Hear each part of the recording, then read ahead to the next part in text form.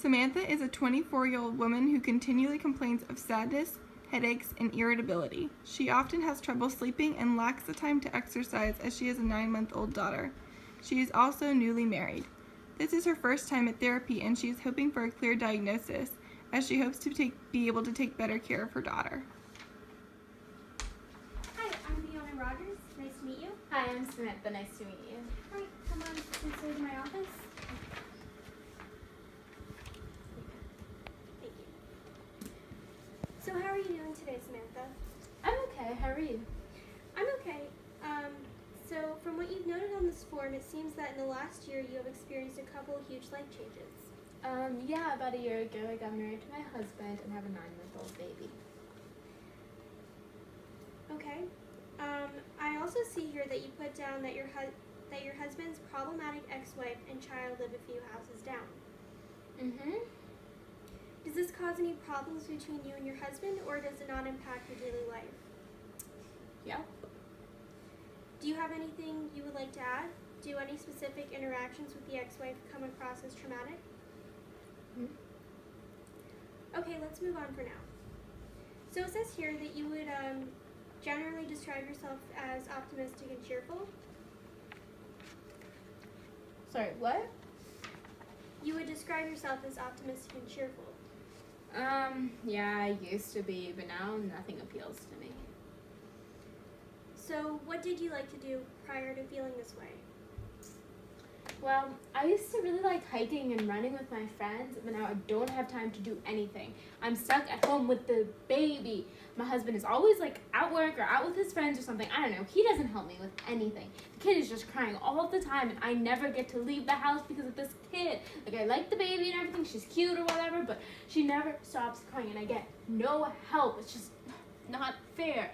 I went to college, I have an education. I should be able to get a job. My husband is such a control freak. He doesn't let me make any decisions by myself. I would have divorced him by now because he doesn't help me with anything and I can't do anything. But no, he made me sign a freaking prenup. A prenup. Who signs a prenup anymore? What was I even thinking? But now, if I divorce him, I would lose everything. I don't have any money because I don't have a job. I would lose my house. It would just be terrible. And I don't have any friends because my friends told me, why would you sign this prenup? So I told them that they were dumb and I married this guy anyway. They weren't dumb, but I have no friends, I have a terrible husband, and a baby that will not stop crying. It's lovely. The only thing that I actually like to do is smoke. Smoking is great. It makes me feel better, but can't do that in the house. Have to wait till the baby's sleeping because, can't have them inhale smoke or whatever. It's fine though. Except, wait, I can't sleep. That's the other thing. You know how hard it is to function without sleep, especially with this kid? I'll try to go to bed. I used to be able to watch my episode of Keeping Up with the Kardashians and fall asleep all happily, but no. I watch my episode and I watch another and another and I just can't sleep. I wake up at 3 o'clock in the morning and I'm like, oh my god, gotta clean the house because there's dirty dishes and diapers everywhere. But I get up and I'm like, okay, I'm gonna clean the house. But then I remember that, what's the point of cleaning the house? The baby's just gonna poop again. My husband's gonna leave his stuff everywhere. And why would I bother to clean? So then I'll just sit down, grab some chocolate, and start eating. And the chocolate has made me gain a whole bunch of weight. So now I'm old and fat. While last year I was young and skinny and pretty. And I just can't do this anymore.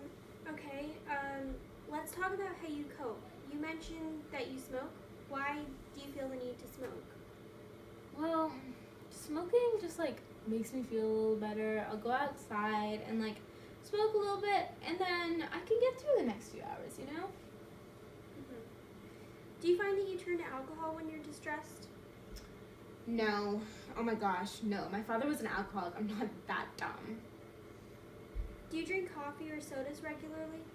I love coffee and soda, actually. They bring me so much joy. But have you ever tried Mountain Dew and chocolate ice cream? It's a great combination. I can't say that I have. Do you take any medications on a regular basis? Well, I take Advil occasionally because I have really bad splitting headaches. But I don't take it too much because, my dad got addicted to alcohol. I'm not about that. So you find that you crave caffeine and that you have little motivation? Yeah. And I I imagine that it is hard to find time to relax between the baby and your husband. Yeah, you tell me. So, a year ago today, you would say that your life was completely different? Yeah, a year ago was so great. Okay, well, huge life changes often trigger mental illnesses, and from what you described, it sounds like bipolar disorder. Do you feel as if your mood changes frequently without a clear reason? Yeah, actually, sometimes I'm super happy and super motivated, and then I remember just why, and I just sit down. Okay, well, that's actually perfect. This information, along with your unwillingness to describe interaction with your husband's ex-wife, further confirms my diagnosis. To define it, bipolar disorder is a mental disorder that causes your mood to fluctuate between a manic state and a depressive state. So, what happens in a manic and depressive state? So, in the manic state, you can experience feeling. Oh, my grandfather had depression. I think it was called manic depression. Do you think that could have anything to do with that? Definitely. Most of these disorders are actually passed down genetically, and especially, in your case, it's very possible that that is how you have this disorder. But to explain the two different states, what happens is in the manic state you can experience feeling very elated, having high amounts of energy, having racing thoughts, doing risky things, doing many things all at once, and not getting much sleep. In the depressive state, people with bipolar disorder tend to experience feelings of sadness and hopelessness, having low energy, having sleeping problems or sleeping too little or too much, feeling like you can't enjoy anything, feeling empty or worried, forgetting things, having trouble concentrating, eating too much or too little, feeling tired or slowed down, or thinking about death or suicide. That actually sounds kind of familiar. Okay, good. Do you have any other questions or concerns? I think I'm okay for now. Okay. Okay, good.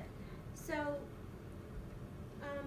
next week, I'm going to start you off using some cognitive behavioral therapy techniques. I'm also going to refer you to a psychiatrist who is very well known in the area. In addition, I will also refer you to a social worker. Okay. Samantha's psychiatrist for her valproate. Valproate is an anti-epileptic drug that is helpful in the treatment of individuals suffering in the manic state. Valproate has proven to consistently stabilize a patient's mood and is typically well received with few serious side effects. Some side effects do include skin rash, temporary hair loss, nausea, weight gain due to increased appetite, decreased concentration, and serious abdominal pain. Though Samantha was reluctant to take the medication as she did not want to gain weight, she eventually agreed.